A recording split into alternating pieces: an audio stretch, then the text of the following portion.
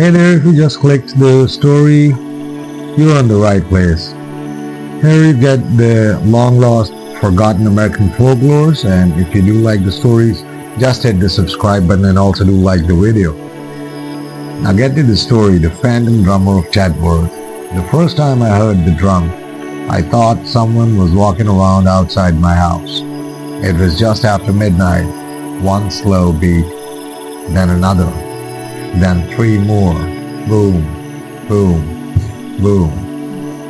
I sat up in bed and listened. The sound was coming from somewhere beyond the bedroom wall. At first it sounded distant, almost muffled, then it moved closer. Boom. This time, I felt it. A faint vibration traveled through the wooden floor beneath my feet. I got out of bed.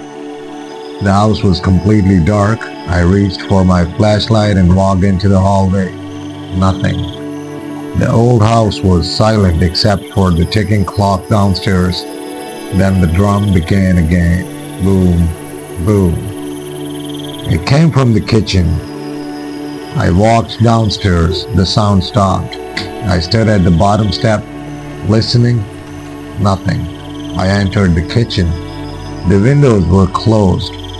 The back door was locked. The table was exactly where I had left it. No one was there. Then the drum sounded again. This time it came from directly above me. I looked at the ceiling. Boom. The ceiling trembled. Boom. Dust fell from between the wooden beams. Then came a rapid burst of drumming. Boom, boom. I ran upstairs. The sound stopped. I stood in the hallway, breathing hard, and then I noticed something I hadn't seen before. The door to the spare bedroom was open. I knew I had closed it. I walked toward it. The room was empty. There was only an old wooden chest beneath the window and a faded rug on the floor.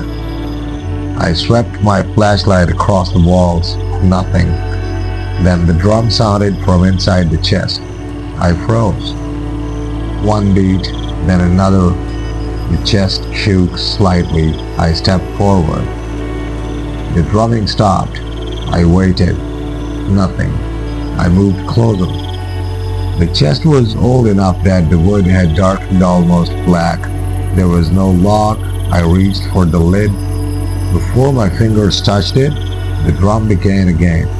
Not from inside the chest, from underneath it. I pulled my hand away. The chest moved. Just an inch, then another. Something beneath it was pushing upward. I backed toward the doorway. The chest stopped. Silence returned. I waited for several seconds, then I heard something else. A faint scraping sound. It came from beneath the floorboards. Something was dragging itself slowly across the underside of the room. I lowered my flashlight toward the floor. The scraping stopped.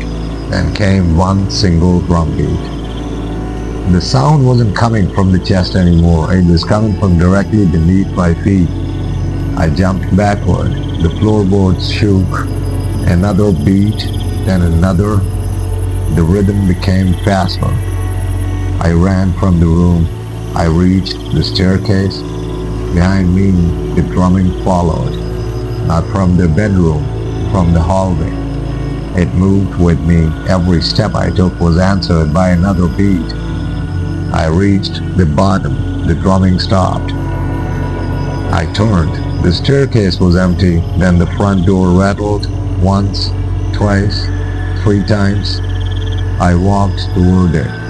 The deadbolt was still locked. I could see the chain hanging exactly where I had left it. Then something stuck the other side. Boom. The entire door shook. I stepped back. Another strike. The wood trembled in its frame. Then the sound changed. It wasn't one drum anymore. It was a rhythm. A military marching rhythm. Slow, deliberate, coming from directly outside my front door. I looked through the window. There was nobody on the porch. Nobody in the yard. Nothing moved beneath the moonlight. But the drumming continued. And I noticed something strange. The sound wasn't coming from outside. It was coming from the front door itself. The wooden panels were vibrating with every beat. I reached toward the door. The instant my fingers touched the wood, the drumming stopped. Total silence. I kept my hand there. Nothing. Then, from the other side of the door, something tapped back 3 times. Tap, tap, tap. I slowly removed my hand. Another 3 taps answered. Then a final sound came through the wood. Not a knock, not a drumbeat, a single whispered breath. And immediately afterward, the drumming started again. Only this time it wasn't coming from the door. It was coming from inside the house. And it was getting closer. I stood in the middle of the hallway with my hand still hovering near the front door, listening to the drumming move through the house as though an invisible musician were rocking from room to room. And what frightened me most was not the volume of it, but the precision, because every beat seemed deliberate, measured, and strangely controlled, as if whoever was making that sound knew exactly where I was standing and was choosing to let me hear it from just far enough away to make me follow. The sound came from the dining room. I turned toward it. 3 more beats. I walked toward the room. The moment I entered, the drumming stopped. The dining room was empty. The chairs were pushed beneath the table, the curtains were still, and the old chandelier above me hung perfectly motionless. Yet when I stepped toward the center of the room, one of the chairs suddenly slid backward across the wooden floor by itself. I froze. The chair stopped. Then the drum beat returned. This time it came from underneath the table. I crouched slowly and looked beneath it. Nothing. I swept my flashlight across the floorboards, expecting to find some loose pipe, trapped animal, or anything else that could give me a reasonable explanation. But there was nothing except dust and the faint outline of old scratches in the wood. Then the drumming began beneath the floor, not loud, not frantic, almost gentle. I placed my palm against the floor.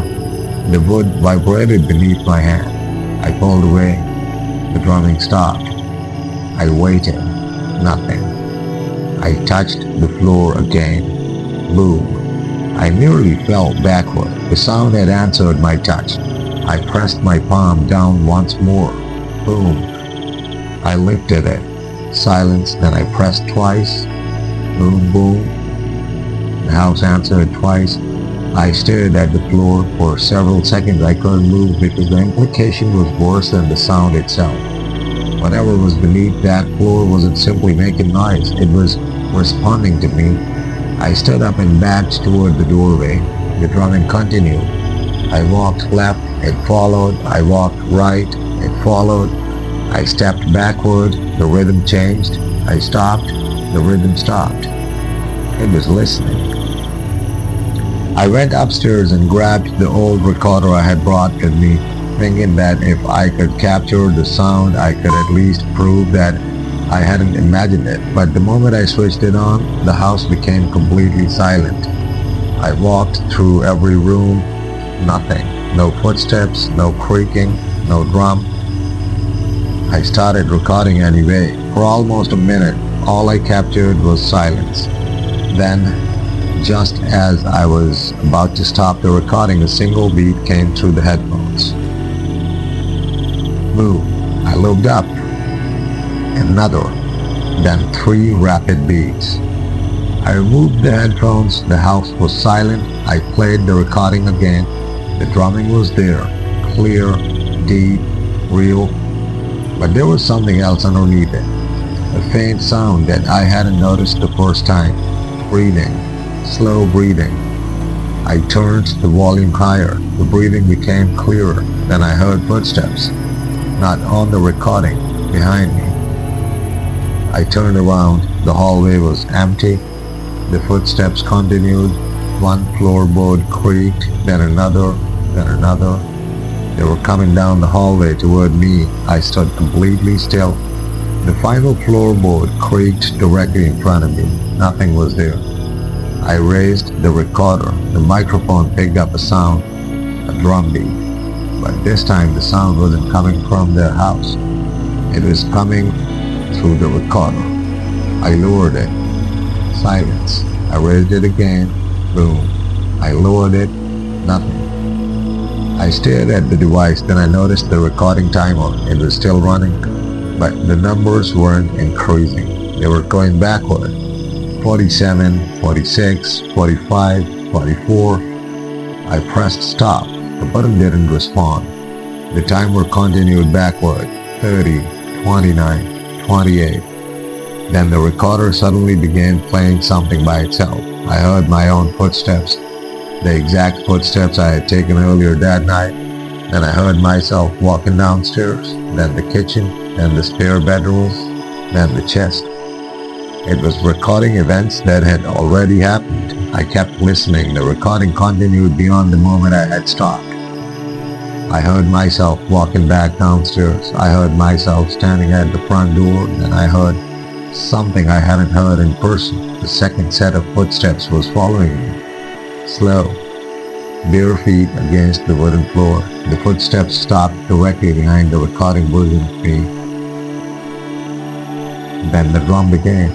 3 beats, a pause. 3 beats, a pause.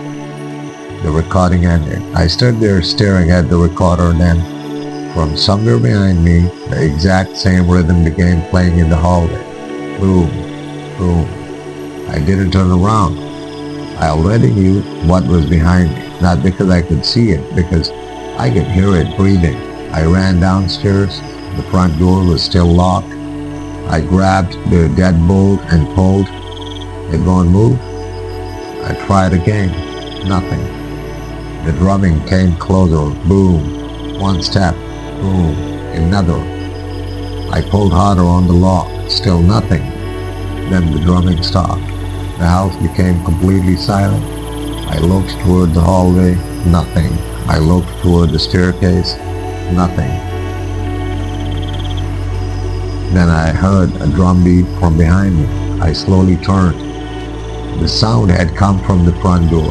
I stared at it. Another beat. This time something struck the wood hard enough to make the entire frame shake. Boom. I stepped backward. Another. Boom. The third strike was so violent that the glass beside the door cracked and everything stopped. I waited. A minute passed. Nothing. I walked toward the door. The deadbolt suddenly unlocked by itself. I pulled it open. Cold night air rushed inside. The porch was empty. The road was empty, but directly in the center of the porch there was a small patch of dust. And across that dust were footprints, bare footprints. They started at the edge of the porch. They crossed the entire length of it. They stopped directly in front of the door. Then they continued through the doorway. I looked down at the floor inside. More footprints appeared there, fresh, wet, leading away from the front door. They crossed the hallway, past the staircase, entered the dining room, and disappeared beneath the table. I followed them slowly. Underneath the table was nothing except for one object I hadn't seen before. A small, old drum. It was lying on its side beneath the table. The leather surface was cracked with age. The wooden frame was covered in dust. There were no drumsticks beside it. I crouched down. I reached toward it. The moment my fingers touched the leather, the drum beat began. Not from the drum, from somewhere deep inside the walls. And then, for the first time that night, the rhythm changed. It sounded like someone was marching, and the footsteps began moving upstairs. I remained crouched beneath the dining table with my hand hovering above the old drum, listening to the marching rhythm travel through the ceiling, and there was something deeply wrong about the sound, because it wasn't random anymore. It had a pattern, a steady military cadence that seems to belong to someone walking through the house with absolute purpose, one layered step after another, as though whatever was making the noise had finally decided where it wanted to go. Boom. The footsteps above answered it. Step, step, step. They both stopped. I slowly stood. The old drum remained beneath the table. I picked it up. It was surprisingly heavy. The leather surface was cold against my fingers, and when I turned it over, I noticed something scratched into the wooden frame. A name, not a manufacturer's mark, not a date, a person's name. I recognized it from the old documents I had read before coming to the house. The name belonged to a drummer who had once been connected to the original haunting. I stared at it. Then the drum in my hands gave one soft vibration. Boom. I dropped it. The sound immediately returned upstairs. I looked toward the ceiling. The marching had started again, but now it was coming from the second floor. I grabbed my flashlight and ran upstairs. The hallway was empty. The footsteps were moving toward the far end of the house. I followed them. Every few seconds, the floorboards creaked beneath an invisible weight. I reached the last bedroom. The door was closed. The footsteps stopped on the other side. I stood there listening. Nothing. I reached for the handle before I touched it. 3 drum beats sounded from inside. I opened the door. The room was completely empty.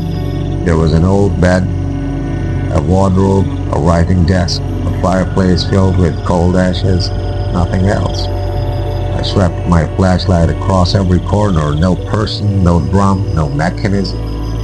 Then the wardroom door moved. Just slightly. I stared at it.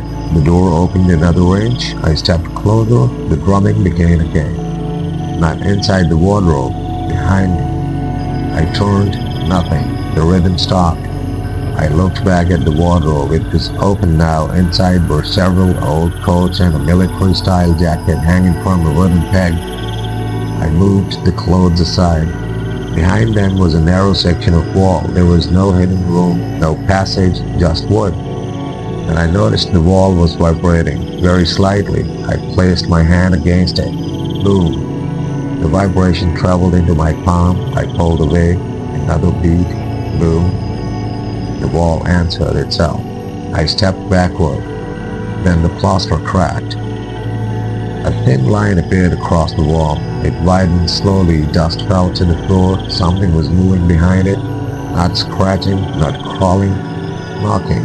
3 slow beats from the other side. Boom, boom, boom. I raised my flashlight. The crack widened again. Then a small object pushed through. A drumstick. It fell onto the floor. I stared at it. Another drumstick appeared beside it, and both sticks slowly rolled away from the wall. They stopped in the middle of the room. Nothing was holding them, yet they lifted from the floor, 1 inch, then 2, then higher. They hovered in the air and began striking something invisible. Boom. I watched in horror as the sticks moved through empty space. There was no drum, no hands, nothing. But every strike produced a deep, physical sound that shocked the windows. The invisible drumming accelerated. The bed began vibrating. The wardrobe doors slammed open. The fireplace rattled. The entire room seemed to be responding to the rhythm. Then the sticks stopped. They dropped. Silence. I took 1 step toward them. The drum beat returned from downstairs. I looked toward the doorway. The sound was moving through the house, down the stairs, across the hallway, into the kitchen, then back upstairs. It was circling me. I ran downstairs. The drumming followed. I reached the kitchen. Nothing. I entered the dining room. The old drum was gone. I checked beneath the table. Empty. I turned around. The drum was sitting on the dining table. I hadn't put it there. I approached it slowly. The surface was covered in fresh dust. Except for the center, there was a handprint, a human handprint. I stared at it. The fingers were long, too long. The palm was narrow. I placed my own hand beside it. The difference was obvious. Whatever had left the print had been human once, but not anymore. Then the drum began playing by itself. 1 beat, then 2, then a rapid military rhythm. I stepped backward. The sound became faster. The windows rattled. The chandeliers shook. The floor trembled beneath me, then the drum stopped. A single beat came from inside the wall. I looked toward it. Another beat, closer, and another. The sound traveled through the plaster toward me. It moved from the wall to the floor to the ceiling until it seemed to be everywhere. Then I heard something underneath the rhythm, a voice, barely audible, whispering through the walls. It wasn't saying my name, it was counting. 1, 2, 3, 4, 5. The numbers continued until they reached 12. Then the voice stopped. The drum gave one final beat, boom. The lights went out. I stood in complete darkness, and something touched my shoulder. I spun around and raised the flashlight. Nothing. But on the wall directly in front of me was a shadow, a tall human figure. It had no visible body, no face, no features, only a silhouette, and its hands? I could see 2 drumsticks. The shadow raised one stick, and the other. I watched helplessly as it began playing against the empty air, but this time there was no sound. The sticks moved silently. Then I realized what it was doing. It wasn't playing for me, it was copying a rhythm I had heard earlier. I listened carefully, 3 beats, pause, 3 beats. The same rhythm from the front door. Then the shadow stopped. It lowered the sticks and slowly pointed toward the hallway. I turned the flashlight in that direction. At the end of the hall stood a man. At least it looked like a man. He wore an old military coat. His head was lowered. His face was hidden in darkness. He held a drum beneath one arm, and he was completely motionless. I took 1 step backward. The figure lifted its head. I saw his face. There were no eyes, no nose, no mouth, just smooth, pale skin. And his hands began moving. He raised the drumsticks, and although the drum never touched his hands, I heard the first beat, boom. The entire house shook. The second beat became louder. Then the third. The windows shattered, the lights exploded, the walls trembled, and the faceless drummer began walking toward me. 1 step for every beat, boom, 1 step, boom, another. And with every beat, the house seemed to get smaller. The faceless drummer came toward me 1 step at a time, and every movement was accompanied by a heavy beat that seemed to come from somewhere deeper than the drum beneath his arm. As if the entire house had become the instrument, and the walls, floor, windows, and ceiling were all being struck at once. Boom, he took another step. Boom, another. I backed away until my shoulders hit the wall. There was nowhere else to go. The figure stopped. For several seconds, neither of us moved, and he slowly lifted 1 drumstick and pointed it toward the floor beside me. I looked down. There was a small wooden trapdoor. I had never noticed it before. It was barely visible beneath the old rock. The drummer struck the floor once. Boom. Cold air rushed out. I looked into the darkness below. There were stairs, not ordinary basement stairs. They descended much farther than the foundations of the house should have allowed. I looked back at the drummer. He was still standing there, waiting. I understood what he wanted. He wanted me to go down. I didn't. The drummer struck the floor again. Boom. The entire house shook. The walls seemed to bend inward. Pictures fell from the walls. Doors slammed open and closed. The chandelier above me swung violently. Then the drumming became faster. The figure disappeared, not walked away, not faded. 1 second he was standing in front of me. The next he was gone. But the drumming continued, and now it was coming from beneath the trapdoor. I grabbed the edge and pulled it open. The staircase descended into complete darkness. I had no choice.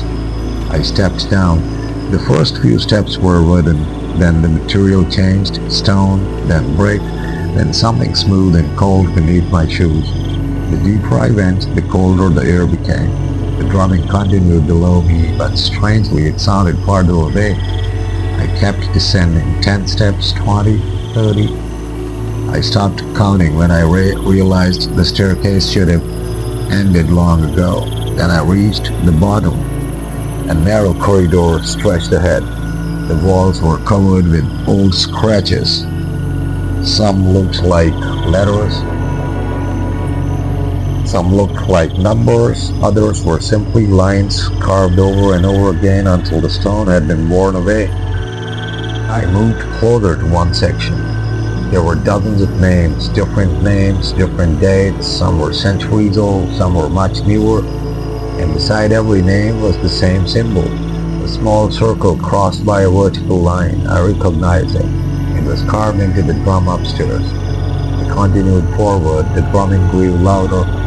Then I saw something on the floor, a row of old drumsticks, dozens of them. Some were broken, some were blackened with age, others looked almost new. I walked past them. The corridor opened into a large underground chamber, and there it was, the source of the sound. A huge wooden drum stood in the center of the room. It was far larger than the one upstairs. Its leather surface was stretched tightly across a dark wooden frame. 2 drumsticks rested beside it. Nobody was touching them, yet the drum was moving.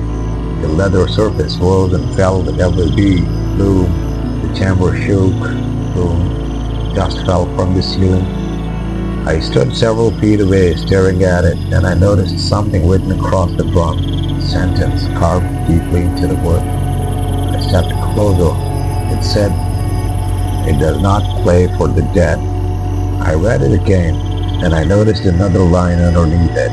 "It plays for those who hear it." The drumming stopped. I froze. The chamber became silent, and I heard footsteps behind me. I turned. The faceless drummer stood at the entrance. He wasn't holding the drum anymore. His hands were empty. He slowly stepped into the chamber. I backed away. He walked toward the giant drum, and he stopped beside it. He looked at me. He wasn't holding the drum anymore. His hands were empty. He slowly stepped into the chamber. I backed away. He walked toward the giant drum, then he stopped beside it. He looked at me, or at least I assumed he did. There were still no eyes on his face. He raised one hand. The drum began beating, but this time the sound came from my chest. Boom. I grabbed my shirt. My heartbeat had changed. It was no longer beating normally. It was following the rhythm. Boom, my heart. Boom, the drum. Boom, my heart. I couldn't breathe. The drummer raised both hands. The rhythm accelerated. My heartbeat followed. I dropped to my knees. The room began spinning. I could hear the blood rushing through my ears. The drummer stepped closer. Then he reached toward me. His fingers stopped inches from my chest. The drumming suddenly stopped. My heart stopped with it. For one terrifying second, there was nothing. No heartbeat, no breathing, no sound. Then the drummer whispered. I couldn't understand the words. They sounded ancient, but somehow I understood the meaning. The drum wasn't haunting the house. The drum was calling something. Something that had been waiting beneath the house for a very long time. And it had finally heard the answer. The giant drum suddenly split down the middle. A crack appeared across the leather, then another. The wooden frame began bending outward. Something pushed against it from inside. I scrambled backward. The drummer turns toward the drum. For the first time, his faceless head tilted in fear. The drum exploded. Wood and leather flew across the chamber. A cloud of dust filled the air. I covered my face. Then I heard footsteps. Not one set. Hundreds. They were coming from the corridor. I lowered my arms. Shapes were appearing in the darkness. Men, women, children, all pale, all silent, all walking toward the chamber. Every one of them carried a drumstick, and behind them, something enormous was moving through the darkness. I couldn't see its body. I could only hear it. A slow, dragging sound, and one heavy beat. Boom. Every figure in the chamber stopped. Another boom. They all turned toward me, and the faceless drummer finally stepped between me and whatever was coming. He raised his drumsticks, but there was no drum left. He began striking the empty air. Boom. The figures stepped backward. Boom. The walls trembled. Boom. The darkness behind them recoiled. The drummer was fighting it, not me, not the house. Something beneath it. Then he turned his faceless head toward me. He pointed toward the staircase. I understood. Run. I ran. Behind me, the chamber erupted with drumming, dozens of rhythms, hundreds, all colliding together. I climbed the stairs as fast as I could. The house shook above me. I reached the trapdoor, pulled myself through, then slammed it shut. For several seconds I lay on the floor, gasping. The house had become silent, completely silent. I slowly stood. The dining room was empty. The old drum was gone. The walls were still. The windows were intact. Everything looked normal. And I heard one final sound. Not beneath me, not upstairs, not outside. From the front door, boo. I looked toward it. Another beat. Then another. I walked closer. The door slowly opened by itself. Outside stood the road, empty but far in the distance. I saw a man walk toward the house. He was carrying a drum, and even from that distance I could hear him playing boo. He wasn't coming to haunt the house. He was coming to take the drummer's place. The man carrying the drum kept walking toward the house, and although he was still far enough away that I could barely make out his features, I could hear every beat with perfect clarity, each strike traveling across the empty road as if the night itself were carrying the sound directly into my ears. Boo. I stood in the doorway. I couldn't move. The man continued forward. His clothes looked old, his posture was stiff, and the drum hanging from his shoulder looked almost identical to the one I had found beneath the dining table. But something was wrong. His feet weren't touching the ground. He was walking several inches above the road. I stepped backward. The front door slammed shut. The drumming continued outside. Boo, closer, boo, and the sound stopped. I waited. Nothing. I looked through the window. The road was empty. The man was gone. Then I saw him standing at the end of the hallway. I nearly screamed. He was inside the house. He stood completely still. The drum hung against his chest. His face was hidden beneath the wide-brimmed hat. I backed away. He raised one drumstick. I raised my flashlight. He struck the drum. Boo. Every light in the house came on. The hallway changed. The walls were covered with old photographs, dozens of them. People standing outside the house. Families, children, workers, soldiers. Some photographs were so old that the faces had faded away, but every photograph showed the same thing, a drummer, always standing somewhere in the background, sometimes near a window, sometimes behind a tree, sometimes barely visible at the edge of the frame, always watching. The man struck the drum again. Boo. Every photograph changed. The people disappeared, only the drummer remained. And the photographs began falling from the walls, one after another, until the hallway was covered in them. The drummer walked toward me. I backed into the dining room. He followed. I looked beneath the table. The old drum was there again. I understood immediately. The drum wasn't an object. It was a doorway. Every time it appeared, something from the other side could enter. The drummer stopped. He pointed toward the drum, then toward me. He wanted me to pick it up. I did. He struck his own drum. Boom. The walls shook, the floorboards lifted, the ceiling groaned. I grabbed the old drum from beneath the table and threw it against the wall. It shattered. The sound that came out wasn't a drum beat. It was a scream. A deep, distorted scream that seemed to contain hundreds of voices at once. The house shook violently. Every window shattered. The hallway doors flew open, and from every room came the sound of drumming, dozens of rhythms, fast, slow, military, chaotic, all playing at once. The drummer in front of me stepped forward and backward. For the first time, he looked afraid. He dropped his drumstick, then another. He turned toward the staircase. The floor beneath him began cracking. Something was coming up. The cracks spread across the dining room. A black darkness appeared beneath the floorboards, not a hole, something deeper, something that seems to have no bottom. The drummer stepped away from it. I couldn't. The darkness moved toward me. It reached the edge of my shoes, then stopped. The drumming ceased. Every sound in the house disappeared. The drumming looked at me, then he removed his hat. I finally saw his face. There was nothing there, no eyes, no mouth, no features, just smooth, pale skin. But I could feel him looking directly at me. He raised his hand and pointed toward the darkness.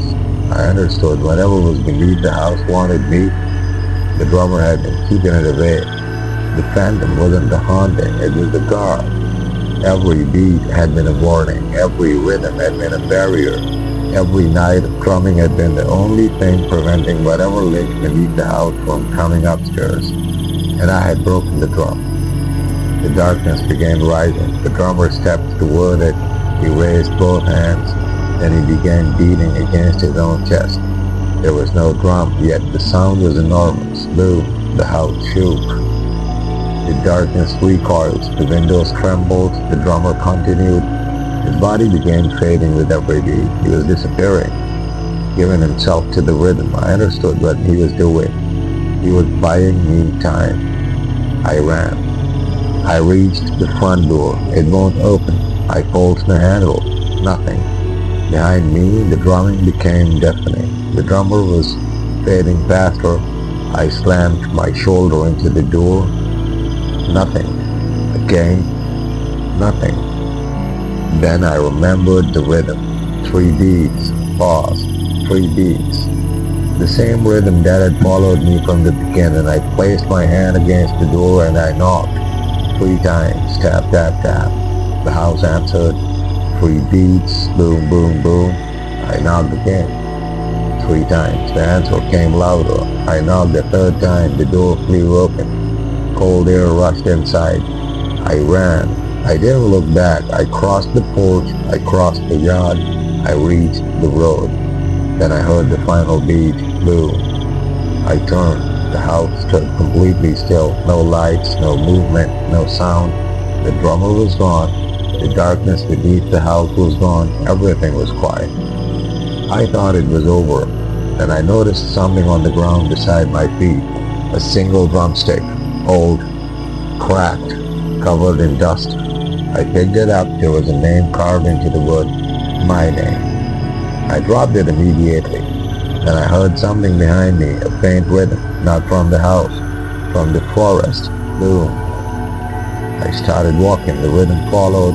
I walked faster. It followed. I began running. It became faster. Then I realized something that made my blood turn cold. The rhythm wasn't following my footsteps. My footsteps were following it. I stopped. The drumming stopped. I took 1 step. The drumming answered. I took another. It answered again. The phantom had disappeared, but somehow the rhythm had moved into me. I kept walking until the house disappeared behind the trees. I never went back, but the drumming didn't stop. It followed me for months, always the same rhythm, always 3 beats, always pause. And then one night, long after I left the house behind, I woke up in my own bedroom. The room was dark, the clock showed 3:17 a.m. I heard the sound again, boom. I sat up. My floor vibrated, then came 3 more beats. And this time, they weren't coming from outside. They were coming from underneath my bed. This was the Phantom Drummer of Tedworth. If you liked the story, just do hit the subscribe button and also like the video if you liked it. And also share it with your friends and that was it. Thank you so much for listening.